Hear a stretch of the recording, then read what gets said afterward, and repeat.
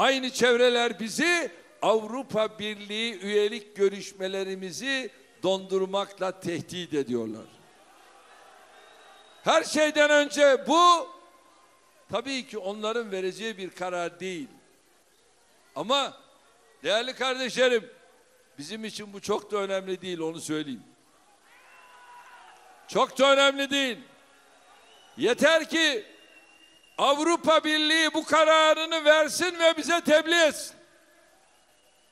Yapsınlar.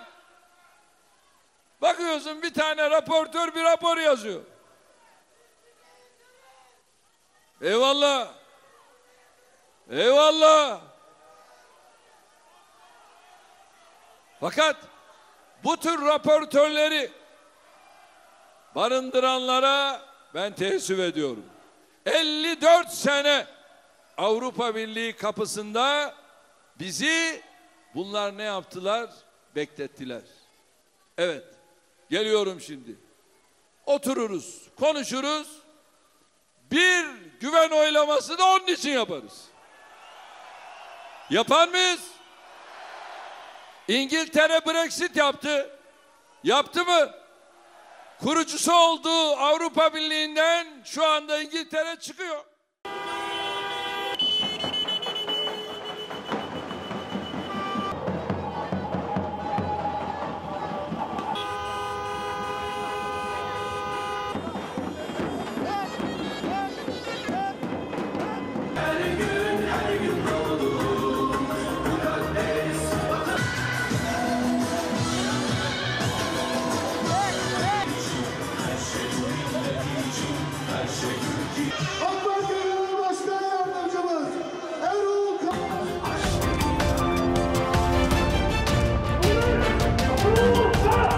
The demilitarized zone on the Korean peninsula is always a place on edge, especially now as the vice president visits and tensions are escalating. The vice president wasn't going to come out here outside. He was initially supposed to stay inside, but he said he wanted to come out, and you can see what's happening.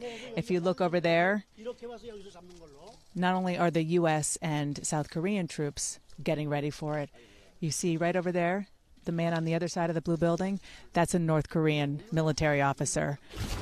And here comes the vice president now. You see those soldiers on the other side of that concrete barrier taking pictures?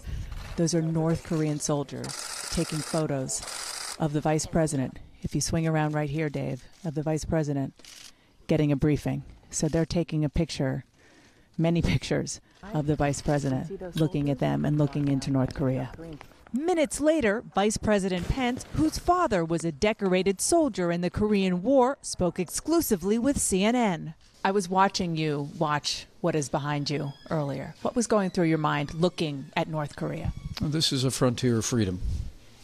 Now, for more than 6 decades, U.S. forces and forces of South Korea have held the line for freedom here at the DMZ.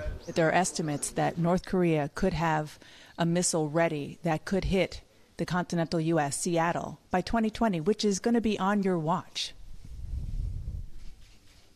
I mean, is that weighing on you, and is that a deadline that you all have in mind? I know the President of the United States has no higher priority than the safety and security of the American people. As the President's made clear that we're going to abandon the failed policy of strategic patience, but we're going to redouble our efforts to bring diplomatic and economic pressure to bear on North Korea. Yet later in Seoul, a thinly veiled threat. North Korea would do well not to test his resolve or the strength of the armed forces of the United States in this region. That little more than an hour after visiting a DMZ post overlooking North Korea, where propaganda blares from speakers all day. I was just holding the microphone out so that you can hear what we're hearing, which is music right now coming from that way. And that way is North Korea. The music now is oftentimes propaganda that the North Korean regime is notoriously sending out. An up-close view of a rogue regime becoming more and more dangerous.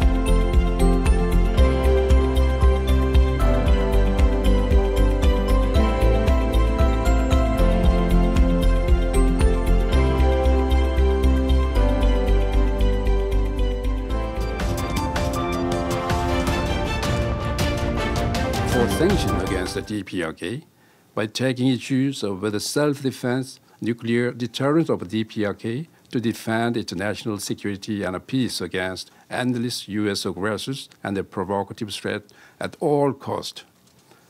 Offering the state's measures for bolstering up its military capability to defend its independence and territorial integrity can never be subject to the criticism and interference by the world body under any circumstances.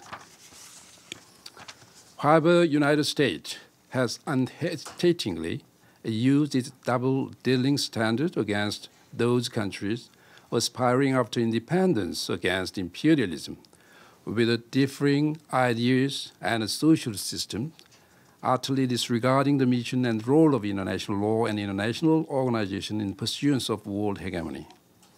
Owing to the U.S. reckless move for bolstering up its nuclear force and modernizing them, instability and the danger of nuclear war are now escalating on Earth. And the nuclear weapon states are improving their strategic nuclear forces both in quality and quantity to cope with them.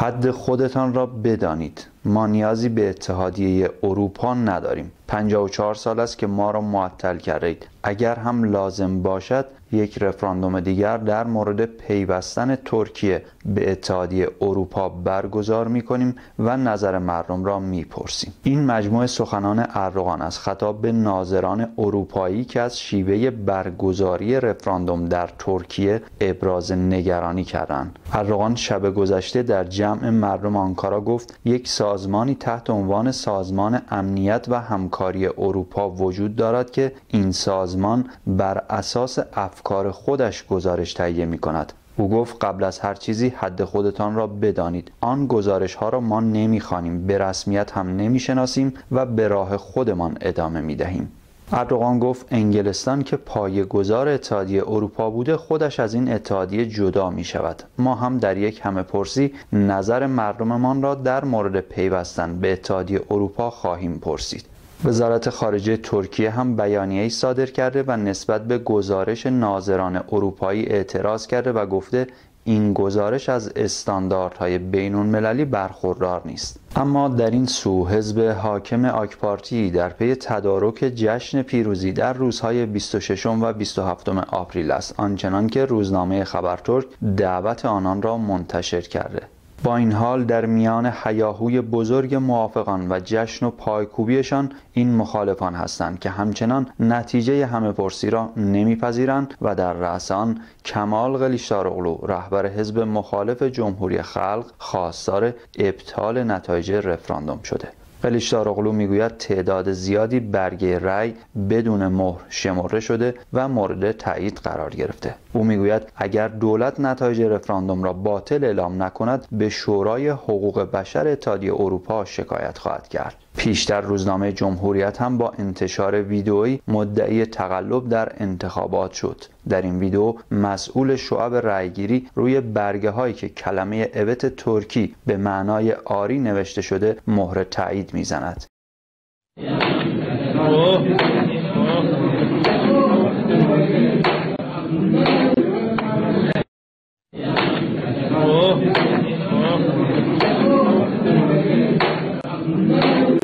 شهروندان مخالف هم که باور دارند اراده آنها در این رفراندوم نادیده گرفته شده به شیوه‌های مختلف تجمع‌های اعتراضی برپا کردند. در این میان برخی از طرفداران کمال قلیچداروغلو رهبر حزب جمهوری خلق پس از اعلام نتایج خواستار استعفای او شدند و معتقدند او نتوانسته در این کارزار حزب عدالت و توسعه را مهار کند.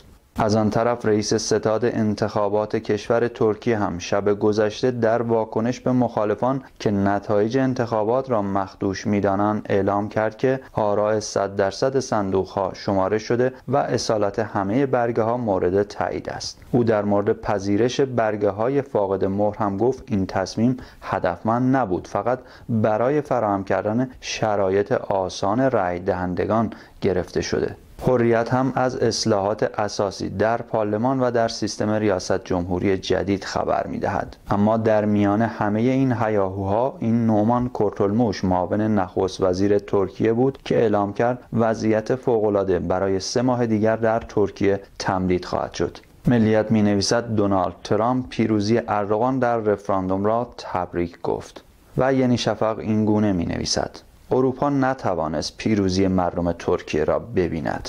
حریت می نویسد حالا می تواند به طبقه 8 بیاید. اشاره به دفتر کار اردوغان در طبقه 8 ساختمان حزب عدالت و توسعه. یکی از بندهای رفراندوم به رئیس جمهور اجازه میداد که ارتباط با حزبش را حفظ کند. خبرترک هم از قول معاون حزب عدالت و توسعه می نویسد بعد از 27 آپریل اردوغان را به حزب دعوت می کنیم و در آن سو آقای اردوغان به هوادارانش می گوید نوامبر 2019 تاریخ برگزاری انتخابات ریاست جمهوری را به یاد داشته باشید. به نوعی او کاندیداتوری خودش در انتخابات آینده را از همکنون اعلام می کند.